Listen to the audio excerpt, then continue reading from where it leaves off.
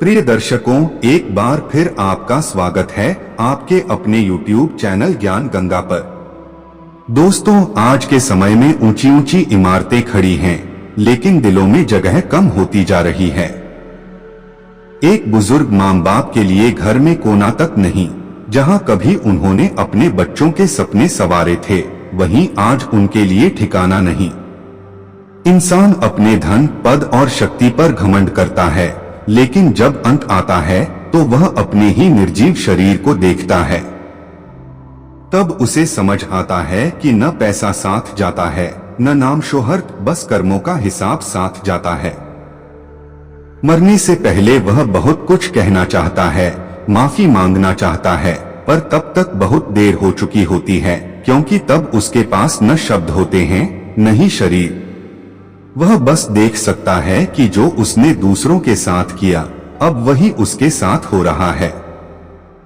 दोस्तों, इसलिए अभी भी समय है। अपने कर्मों को सुधारें, बुजुर्गों को सम्मान दें, अपनों के दिल न दुखाएं, वरना वही घड़ी आएगी जब पछताने के सिवा कुछ नहीं बचेगा। प्रकृति का नियम अटल है, जो जैसा करेगा वैसा ही भरेगा। किसी को तकलीफ न दें, वरना समय आने पर वही तकलीफ लौटकर आएगी। सच्चा सुख पैसे में नहीं, सुकून भरे कर्मों में है। अपने जीवन को ऐसा बनाए कि अंत समय में अफसोस न रह जाए। मित्रों, एक समय की बात है कि एक गांव से कुछ दूरी पर एक घने वन में एक आश्रम था, जहां एक महान महर्षि अपने शिष्यों के साथ रहते थे। वे अत्यंत ज्ञानी और तपस्वी थे। एक दिन उनके पास उनका एक शिष्य आया। शिष्य ने महर्षि के चरण स्पर्श किए और बोला, गुरुदेव, मेरे मन में एक गहरी जिज्ञासा उत्पन्न हुई है। कृपया मेरी शंका का समाधान करें, क्योंकि मैं इसको लेकर बहुत व्याकुल हूँ। महर्षि ने मुस्कुराते हुए कहा, वत्स, निसंकोच अपनी शंका प्रकट करो। तुम्हारे हर प्रश्न का उत्तर देना मेरा कर्तव्य है। मैं अवश्य ही तुम्हारे संदेह का निवारण करूंगा। फिर शिष्य बोला, गुरुदेव, कृपया मुझे यह बताएं कि क्या मनुष्य को अपने कर्मों के आधार पर ही अगला जन्म प्राप्त होता है? यदि ऐसा है तो उसे किस प्रकार के कर्म करने चाहिए? साथ ही मैं यह भी जानना चाहता हूं कि ऐसा कौन सा पाप है जिससे मनुष्य नरकगामी हो जाता है। शिष्य की बात सुनकर महर्षि हल्की मुस्कान के साथ बोले, वत्स, तुम्हारा प्रश्न न केवल तुम्हारे लिए बल्कि संपूर्ण मानव जाति के कल्याण के लिए अत्यंत महत्वपूर्ण है। निश्चय ही मैं तुम्हें इसका उत्तर दूंगा, किंतु इसके लिए तुम्हें रानी अनुराधा की कथा सुननी होगी। फिर महर्षि बोले, आज मैं तुम्हें राजा सम्राट विक्रम सिंह के शासनकाल में घटी रानी अनुराधा की कहानी सुनाऊंगा।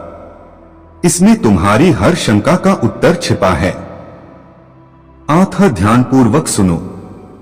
शिष्य ने सिर झुकाकर कहा, गुरुदेव, मैं पूरी श्रद्धा के साथ इस कथा को सुनूंगा। कृपया आप इसे सुनाएं। प्रिय दर्शकों, कहानी को शुरू करते हैं। मित्रों, यह मध्यकाल की बात है, जब धर्मपुर राज्य में राजा सम्राट विक्रम सिंह का शासन था। वे धर्मपरायण, नीतिवान, चरित्रवान और अत्यंत पराक्रमी सम्राट थे। उनका विवाह विदर्भ देश के नरेश की पुत्री रानी अनुराधा से हुआ था। अनुराधा सत्य के मार्ग पर चलने वाली, सद्गुणों से संपन्न और महान पतिव्रता स्त्री थी। राजा सम्राट विक्रम सिंह पुण्यात्मा थे। उन्होंने अनेक यज्ञ संपन्न किए, धर्मस्थल बनवाए, विशाल सरोवर और सुंदर उद्यानों का निर्माण करवाया और सदैव संतों एवं साधुओं की रक्षा के लिए तत्पर रहते थे। उनके नगर के समीप एक घना जंगल था, जहां एक भीमकाय जंगली सुअर अपनी पत्नी और बच्चों के साथ निवास करता था। वह अत्यंत भयानक और विशालकाय था, जिससे लोग डरकर उस जंगल के मार्ग से गुजरने की हिम्मत नहीं करते थे। जब यह समाचार राजा सम्राट विक्रम सिंह को मिला तो उन्होंने उस सुअर का शिकार करने का निश्चय किया। एक दिन वे अपनी रानी अनुराधा, कई सैनिकों और शिकारियों के साथ शिकारी कुत्तों को लेकर जंगल की ओर चल पड़े। राजा विक्रम सिंह पराक्रम में अद्वितीय थे। उन्होंने अपने जीवन में कई शक्तिशाली शत्रुओं और दैत्याकार प्राणियों का संहार किया था। इसलिए वे नगरवासियों की रक्षा हेतु उस भयानक सुअर का वध करने के लिए वन में पहुंचे। जब उस विकराल जंगली सुअर ने राजा विक्रम सिंह को आते देखा तो वह अपनी पत्नी से बोला, हे प्रिय, देखो, यह हमारे धर्मपुर राज्य के महान राजा सम्राट विक्रम सिंह हैं। वे अपार पराक्रम और तेजस्विता से भरपूर हैं। वे मेरा शिकार करने के लिए यहाँ आए हैं और उनके साथ कुशल शिकारी तथा शिकारी कुत्ते भी हैं। इसमें कोई संदेह नहीं कि वे मुझ पर आक्रमण करेंगे। राजा महान पुण्यात्मा हैं। वे समस्त राजाओं के भी राजा हैं। उनका प्रताप तीनों लोकों तक फैला है। हे प्रिय, मैं अपनी संतान की रक्षा के लिए पूरी शक्ति के साथ युद्ध करूंगा। यदि मैंने इन्हें पराजित कर दिया तो समस्त संसार में मेरी कीर्ति गूंजेगी, और यदि मैं उनके हाथों मारा गया तो इस पशुयोनि से मुक्ति प्राप्त कर परलोक को चला जाऊंगा। पूर्वजन्म के पापों के कारण ही मुझे यह जीवन पाया है। आठ हे प्रिय, तुम मोह छोड़कर हमारे बच्चों को लेकर पहाड़ की गुफा में चली जाओ। अब वह समय आ गया है जब मुझे अपने पूर्वजन्मों के पापों से छुटकारा पाना है। जब राजा के बाण मेरे शरीर को भेदेंगे तब मेरे सारे पाप भी समाप्त हो जाएंगे। यह सुनकर उसकी पत्नी रोने लगी और बोली, हे स्वामी, हमारे बच्चे आपके पराक्रम और साहस के कारण इस वन में निडर होकर विचरण करते हैं। वे कोमल पुष्पों का आहार करते हैं और किसी जंगली पशु का भय उन्हें नहीं सताता। आपके विकराल स्वरूप को देखकर कोई भी शिकारी हमारे पास फटकने की हिम्मत नहीं करता। यदि आप हमें छोड़कर चले गए तो हमारी रक्षा कौन करेगा? आपके बिना हम असहाय हो जाएंगे। स्त्री का सौंदर्य और शोभा उसके पति से होती है। भले ही स्त्री बहुमूल्य आभूषणों और वस्त्रों से सजी हो, लेकिन यदि उसका पति उसके साथ न हो तो उसका सारा वैभव व्यर्थ हो जाता है। आपके बिना मेरा जीवन भी नष्ट हो जाएगा। हे स्वामी, आपके बिना मैं अपने जीवन की कल्पना भी नहीं कर सकती। मैं सच्चे मन से कहती हूँ कि यदि मुझे आपके साथ नरक भी जाना पड़े तो मैं खुशी खुशी चली जाऊंगी। इसलिए आप महाराज के सामने न जाएं, बल्कि हमारे साथ पर्वत के भीतर चलें। हम वहां छिपकर रह सकते हैं। आप जीवन की आस छोड़कर हमें अकेला छोड़कर क्यों जा रहे हैं? इससे आपको क्या लाभ मिलेगा? दोस्तों, सुअर ने उत्तर दिया, हे प्रिय, तुम वीरों के धर्म से अनजान हो तभी ऐसा कह रही हो। यदि किसी योद्धा को शत्रु युद्ध के लिए ललकारे तो उसे लोभ या भय में आकर कायर की तरह छिपना नहीं चाहिए। ऐसा करने वाले को हजारों युगों तक कुंभीपाक नरक में जलना पड़ता है। परंतु जो योद्धा शत्रु का सामना करते हुए वीरगति प्राप्त करता है उसे स्वर्गलोक में स्थान मिलता है। आज राजा सम्राट विक्रम सिंह युद्ध के लिए आए हैं। वे हमारे अतिथि हैं और किसी अतिथि का अनादर करना स्वयं भगवान का अपमान करने के समान है। अतः उनके साथ युद्ध करना मेरा कर्तव्य है। सुअर की यह बात सुनकर उसकी पत्नी ने कहा, हे स्वामी, यदि आप युद्ध के लिए जा रहे हैं तो मैं भी आपके साथ रहकर आपका पराक्रम देखूंगी। यह कहकर उसने अपने पुत्रों को बुलाया और कहा, बेटा, आज हमारे घर कुछ अतिथि आए हैं। उनके साथ युद्ध करने के लिए तुम्हारे पिता जा रहे हैं और मैं भी उनके साथ रहूंगी। इसलिए तुम सब अपने भाइयों को लेकर पर्वत की गुफा में छिप जाओ। राजा सम्राट विक्रम सिंह बड़े पराक्रमी हैं। वे इस युद्ध में हमें पराजित कर सकते हैं। इसलिए तुम लोग यहां से चले जाओ और अपने प्राण बचाओ। तब छोटे छोटे शावकों ने कहा, हे माता, जो संतान अपने माता पिता को संकट में छोड़कर भाग जाती है वह महापाप कहलाती है। ऐसे पुत्रों को घोर नरक में दंड भोगना पड़ता है।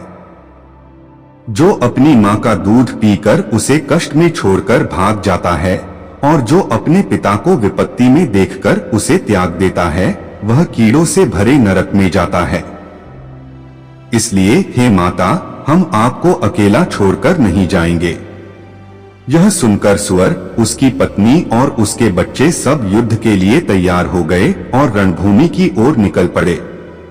सभी छोटे छोटे शावक अपने माता पिता की रक्षा करने लगे। उधर राजा सम्राट विक्रम सिंह अपनी सेना के साथ उस स्थान पर पहुंच गए। जब उन्होंने सामने खड़े सुअरों को देखा तो उन्होंने अपने वीर योद्धाओं को उनका शिकार करने के लिए भेजा। शूरवीर योद्धा अपने हाथों में तलवार और भाले लेकर सुअरों पर आक्रमण करने लगे। दोनों पक्षों के बीच भयंकर युद्ध छिड़ गया। सुअर अपने तीव्र दांतों से सैनिकों को मारने लगे तो सैनिक अपने बाण और भालों से सुअरों को घायल करने लगे।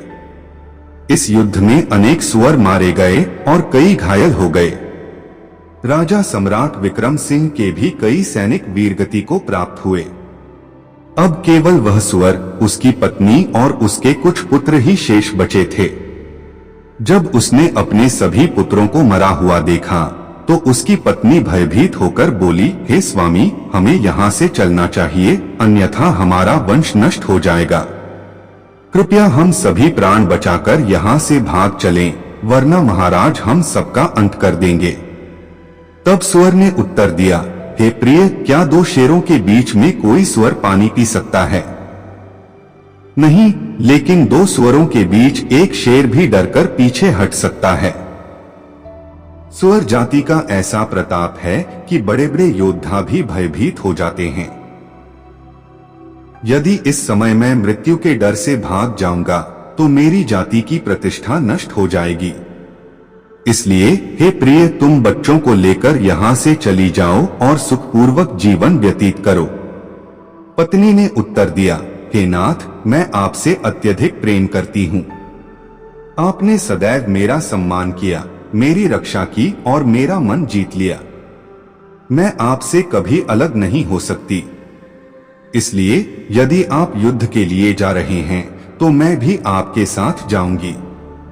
मैं अपने पुत्रों के साथ आपके सामने ही अपने प्राण त्याग दूंगी, किंतु आपको अकेला छोड़कर नहीं जाऊंगी।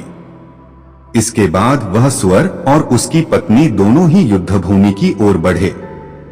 सुअर ने भयंकर गर्जना करते हुए राजा सम्राट विक्रम सिंह को ललकारा। वह दैत्याकार सुअर बड़े बड़े योद्धाओं को अपने दांतों से ऐसे उठाकर फेंकने लगा जैसे वे तिनके हों। अपने सैनिकों को मरता हुआ देखकर राजा सम्राट विक्रम सिंह क्रोधित हो उठे। उन्होंने अपने धनुष की प्रत्यंचा खींची और पूरी शक्ति के साथ उस सुअर पर आक्रमण किया। महाराज का एक तीव्र वेग से छोड़ा गया बाण सीधे जाकर उस सुअर के शरीर में समा गया और वह दर्द से कराहता हुआ भूमि पर गिर पड़ा। इसके बाद महाराज आगे बढ़कर उस पर अंतिम प्रहार करते हैं और उसका अंत कर देते हैं। सुअर के प्राण निकलते ही वह परलोक गमन कर गया। अब राजा सम्राट विक्रम सिंह के सैनिक अपने हाथों में भाले उठाकर उसकी पत्नी को मारने के लिए उसकी ओर बढ़े, लेकिन वह वीरांगना अपने बच्चों के सामने ढाल बनकर खड़ी हो गई और बोली, बच्चों, जब तक मैं यहाँ खड़ी हूँ तुम तुरंत यहाँ से भाग जाओ। तभी उसका बड़ा पुत्र आगे बढ़कर बोला, हे माता, क्या हम अपने प्राण बचाने के लिए आपको अकेला छोड़ सकते हैं? यदि मैं ऐसा करूं तो यह मेरे लिए घोर अपमान होगा। मैं युद्ध में शत्रु का सामना करूंगा। आप छोटे भाइयों को लेकर यहाँ से चली जाएं। सुअर की पत्नी भावुक होकर बोली, हे पुत्र, मैं ऐसा महापाप नहीं कर सकती। तुझे अकेला छोड़कर कैसे जा सकती हूँ? इतने में राजा के सैनिक उनके निकट आ गए और हमला करने लगे। सुअर का बड़ा बेटा अत्यंत पराक्रम दिखाता है और अनेक सैनिकों को धराशायी कर देता है, लेकिन अंततः महाराज स्वयं आगे आकर उस पर वार करते हैं और वह भी वीरगति को प्राप्त हो जाता है। अपने पुत्र को मृत देखकर उसकी माता क्रोध से आग बबूला हो गई। वह भीषण आक्रमण करती है और अनेक सैनिकों को मार गिराती है। यह दृश्य देखकर महारानी अनुराधा चकित रह जाती हैं और महाराज से कहती हैं, हे स्वामी, यह सुवर्णी आपके सैनिकों को परास्त कर रही है। आप आगे बढ़कर इसे समाप्त क्यों नहीं कर देते? महाराज गंभीर स्वर में उत्तर देते हैं, हे प्रिय, यह एक नारी है। मेरा यह प्रण है कि मैं किसी स्त्री का वध नहीं करूंगा। नारी का वध करने से घोर पाप लगता है, इसलिए मैं स्वयं इसे नहीं मारूंगा और न ही किसी सैनिक को इसे मारने की आज्ञा दूंगा। स्त्री हत्या से धर्म नष्ट होता है और मैं ऐसा कोई कार्य नहीं कर सकता। महाराज के मौन होते ही उनकी सेना में एक वीर योद्धा विभोर आगे बढ़ता है। वह अपनी तलवार उठाकर सुवर्णी पर जोरदार वार करता है, जिससे वह मूर्छित होकर भूमि पर गिर पड़ती है और धीरे धीरे सांसें लेने लगती है। महारानी अनुराधा को उस पर दया आ जाती है। वे तुरंत ठंडा जल मंगवाती हैं और सुवर्णी के मुख में डालती हैं, फिर उसके पूरे शरीर पर जल छिड़क देती हैं। जल के प्रभाव से वह चेतना में लौटती है। होश में आते ही वह महारानी को देखती है और अत्यंत प्रसन्न होकर मनुष्य की भाषा में बोलती है, हे देवी, आपने मुझ पर जल छिड़ककर मुझे इस कष्ट से मुक्ति दी है। आपका कल्याण हो। उसकी बातें सुनकर महारानी अनुराधा आश्चर्य में पड़ जाती हैं। वे सोचने लगती हैं, यह तो बहुत ही विचित्र बात हुई। एक साधारण सुवर्णी कैसे इतनी स्पष्ट और सुंदर संस्कृत भाषा में बात कर सकती है? फिर रानी उससे प्रश्न करती हैं, हे देवी, तुम कौन हो? तुम्हारा व्यवहार बहुत ही अनोखा प्रतीत होता है। तुम एक पशु होते हुए भी मनुष्य की भाषा में कैसे बोल रही हो? मुझे बताओ, तुम्हारे पूर्वजन्म का क्या रहस्य है? किस कारण से तुम्हें यह जन्म प्राप्त हुआ? तब वह सुवर्णी गहरी सांस लेते हुए कहती है, हे महारानी, मैंने अपने पूर्वजन्म में गुरुजनों का अपमान किया था। उसी अधर्म के कारण मुझे इस जन्म में सुअर का जीवन भोगना पड़ा। अब मैं आपको मेरे पूर्वजन्म की कहानी बताती हूँ। दोस्तों, सुअर की पत्नी यह कहते हुए अपने पूर्वजन्म की कहानी बताती है। हे महारानी, बिठूर नामक एक सुंदर नगर में रुद्रपुर नाम का एक भव्य स्थान था, जहाँ विद्वानों और धर्मपरायण लोगों का वास था। उसी नगर में अर्जुन प्रताप नामक एक प्रतिष्ठित ब्राह्मण रहते थे। मैं उसी अर्जुन प्रताप की पुत्री थी और मेरा नाम माधवी रखा गया। मेरी सुंदरता नगर भर में प्रसिद्ध थी और अपने सौंदर्य के घमंड में मैं अहंकारी हो गई थी। मेरी मोहक मुस्कान और यौवन को देखकर मेरी माता चिंतित रहने लगी। एक दिन उन्होंने मेरे पिता से कहा, नाथ, हमारी पुत्री अब युवा हो गई है। इसके विवाह का प्रबंध शीघ्र ही करना उचित होगा। इसे किसी योग्य वर को सौंप देना ही श्रेयस्कर होगा। उनकी बात सुनकर मेरे पिता, जो अत्यंत विद्वान थे, बोले, हे प्रिय, मैं अपनी कन्या का विवाह उसी पुरुष से करूंगा जो विवाह के उपरांत हमारे घर में निवास करेगा। माधवी मुझे अत्यंत प्रिय है और मैं इसे अपनी आंखों से दूर नहीं करना चाहता। कुछ समय बाद वासुदेव नामक एक तेजस्वी और विद्वान ब्राह्मण हमारे द्वार पर आए। मेरे पिता उनकी बुद्धिमत्ता और शिष्टाचार से प्रभावित हुए और हर्षित होकर उनसे मेरे विवाह का प्रस्ताव रख दिया। शीघ्र ही मेरा विवाह वासुदेव से संपन्न हुआ और वे हमारे ही घर रहने लगे। परंतु मैं अपने माता पिता के लाड़ प्यार में इतनी बिगड़ चुकी थी कि मैंने अपने पति को कभी सम्मान नहीं दिया। मैं अपनी इच्छा के अनुसार आचरण करती थी और स्वेच्छा से घूमती फिरती थी। मैंने कभी उनके चरण स्पर्श नहीं किए, न ही उनकी सेवा की। मैं भोजन में उनसे पहले खा लेती थी और कई बार तो उनसे ही अपने लिए भोजन परोसवाती थी। मेरा व्यवहार अहंकार से भरा हुआ था और मैं हर बात पर वासुदेव का तिरस्कार करती थी। वासुदेव अत्यंत सहनशील और शांत स्वभाव के थे। उन्होंने कई वर्षों तक मेरे व्यवहार को सहन किया, परंतु एक दिन वे दुखी होकर मुझे छोड़कर चले गए। उनके जाते ही मेरे पिता व्याकुल हो उठे और मेरी माता से बोले, हे प्रिय, हमारी पुत्री के दुर्व्यवहार के कारण हमारा विद्वान दामाद हमें छोड़कर चला गया। यह तो हमारी पुत्री का ही दोष है जो इस कुल की मर्यादा को नष्ट कर रही थी। फिर मेरी माता ने उत्तर दिया, नाथ, हमारी पुत्री आपके अत्यधिक लाड़ प्यार के कारण ही दुष्ट स्वभाव की हो गई। पुत्री को अधिक समय तक मायके में रखना उचित नहीं होता, क्योंकि इससे उसका स्वभाव बिगड़ जाता है। अब उसे उसके पति के पास भेज देना ही उचित होगा, अन्यथा यह और भी पथभ्रष्ट हो जाएगी। माता के इन कठोर वचनों को सुनकर मेरे पिता अत्यंत क्रोधित हो गए और बोले, अरे अयोग्य, तूने हमारे कुल को कलंकित कर दिया। तेरे कारण हमारा श्रेष्ठ दामाद वासुदेव हमें त्याग कर चला गया। अब तू भी वहीं चली जा जहां तेरा पति है, या फिर जिस स्थान को उचित समझे वहीं चली जा। इस प्रकार मुझे अपने ही घर से निष्कासित कर दिया गया। मैं अकेली नगर से बाहर निकली और जैसे ही बाहर पहुंची, लोग मुझे उल्टा, पापिनी, दुराचार कहकर तिरस्कार करने लगे। मैं अपनी भूल का पश्चाताप करने लगी और अपने पति को खोजने के लिए वन की ओर बढ़ गई। वन में भटकते भटकते एक दिन मैं एक आश्रम के द्वार पर पहुंची और वहां खड़ी होकर भिक्षा मांगने लगी। तभी उस आश्रम में रहने वाली तनीषा नामक एक महिला ने अपने पति से कहा, स्वामी, द्वार पर एक दुखियारी क्षीणकाय स्त्री भिक्षा मांगने आई है, इसे सहारा देना चाहिए। तब मैं आश्चर्यचकित रह गई, क्योंकि तनीषा का पति वासुदेव ही था जिन्होंने मेरा त्याग किया था।